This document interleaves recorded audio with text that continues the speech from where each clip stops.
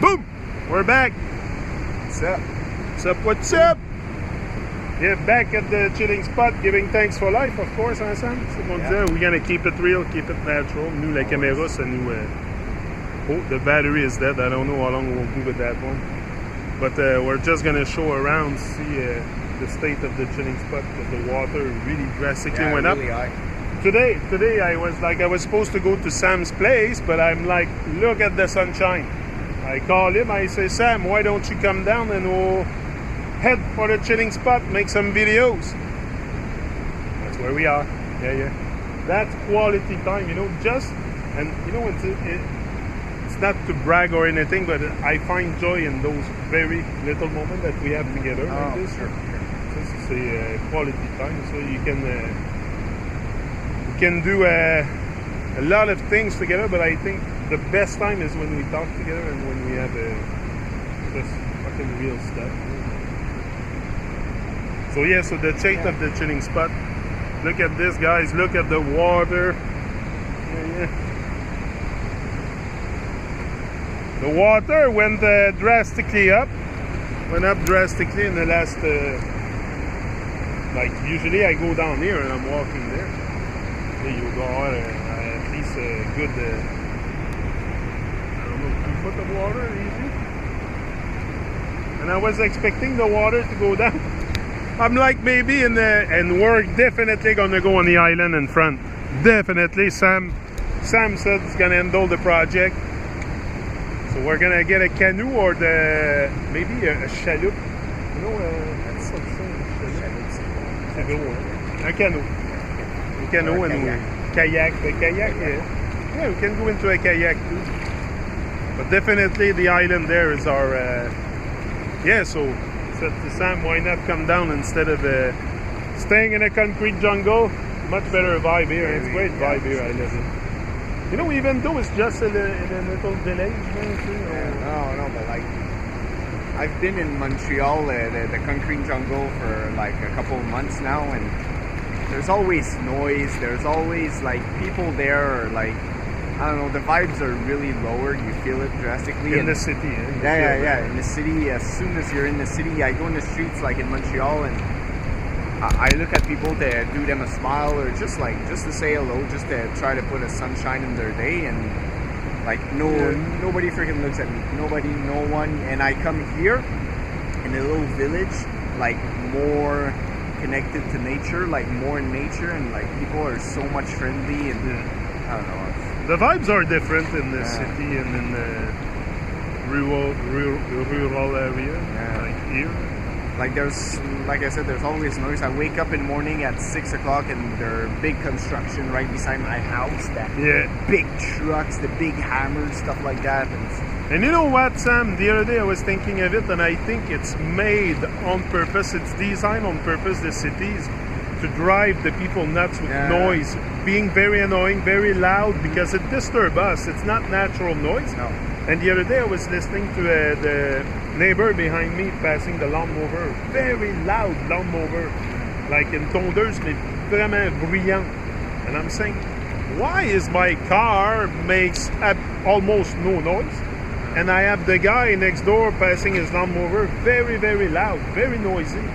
And I think it's made like that. Why? They could make it more to be like more silent. Yeah, but we could have all less noisy electric lawnmowers or just water. Even the cars, everything could run on water. But I don't know. I think like you say, it's all designed. I think, like you said, it's all designed this way to drive people freaking crazy, because all this noise is not natural, and it goes and it plays on you. It plays on your mood and stuff, because when there's too much noise, like me, if I take me for example, when there's too much noise, I just want I just want peace of mind. I just want to be quiet. I don't like when there's too much noise. Like sometimes it's gonna be fine sometimes, but like when you're in the city that it's noise 24/7, it really gets freaking annoying, gets on your mood, and everybody that lives in city can feel that. I lived in Montreal, and it's freaking, it's hell. It's hell because, it's hell. It could be paradise also. Depends your state of mind. It's all in your state of mind, heaven or hell. But I mean, it's hell for the people, because It's so noisy, so unnatural, so much concrete. Like I said the other day, when do you experience a sunrise or a sunset? Like, can you see it from your house? But where I'm at and the way where with this path, I can see it pretty good. But no, most of the place, as soon as I go and walk in the street, the buildings, they hide the sun. Yeah. So yeah, That's it, Like and it's very maybe that's why they make tall buildings too. yeah, maybe. I don't know, but I think No. it's time for us to awaken. Time to awaken to the truth of who we are. And that's it. It's not because we want to. Even Sam has his own channel and doesn't. We just want to share our thoughts because I don't know. We found that life is worth living, and for sure, I might inspire some people. There's more and more people that come to me say, "I want to start a channel. For me to be a successful YouTuber, if you want to talk about this, like I said this morning, bring inspiration, motivation, and entertainment. You gotta have the three if you want to get to the heart of people, because you cannot be too rigid, and only into one thing like flat earth, or conspiracies, or spiritual stuff, or astrology, or you must talk about all kinds of different stuff. I think it's good.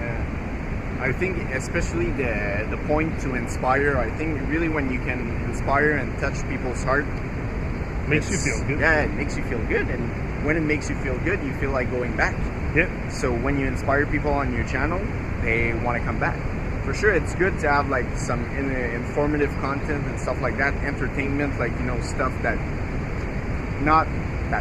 doesn't necessarily inspire, but that they're gonna bring you like more traffic to your channel. But I think that the ground point, the thing that you should really focus on is inspiring people, because that's what's going to get people to come back to your channel. And by inspiring others, you inspire yourself, and you make others feel good, and you make yourself feel good. So it's a double win in every situation. And we must rise as one. So as soon as you have a little impact in your life, I think people can sense that, sense the rising in consciousness, or whatever you can call it. I don't know. Like I said, I'm not cut from a different cloth. We're all the same. It's just maybe we reflect a bit more. And reflection is part of the solution, and that's why I like to come make videos here to reflect on our existence, on our. Come on, there's got to be a reason why we're here. This is really strange too when you start talking about that, about who we are, about where we are, and what are we doing here, and what's the goal of our existence. I don't know, it becomes clearer and clearer that it's opening your heart. Open your heart to the world, talk to the world, and strength, you develop it over time. Strength is something that's gonna come, I think. The more momentum you get, the more action you take, the more you're gonna develop strength. And I think you're getting to a point where it's not after 2-3 months that you can say, have your own judgment on your journey on YouTube. I think it's after many months or years that you can finally integrate everything and really be at peace. Because at first I wasn't really... I was at peace to come on YouTube, but a bit confused. No, that's it. But when I started all my YouTube videos, I was at peace, but I was really confused. Yeah. Like I wanted to be some kind of copycat of fitness athletes and stuff like that, and I wasn't myself. So I wasn't, how can I say this, I wasn't like the sunshine I've always wanted to be for other people, to inspire as many people. At first I wanted to do it to get as many views as possible. Yeah. I was really ego driven when I started. Yeah, that's it. Really ego driven. And I think we're all. And not that the ego isn't completely bad. There's some, I think, not to be driven by ego, but to be driven by drive. That internal drive, that internal fire. You got to make the difference. To be driven by your ego or to be driven by the fire within, those are two completely different things.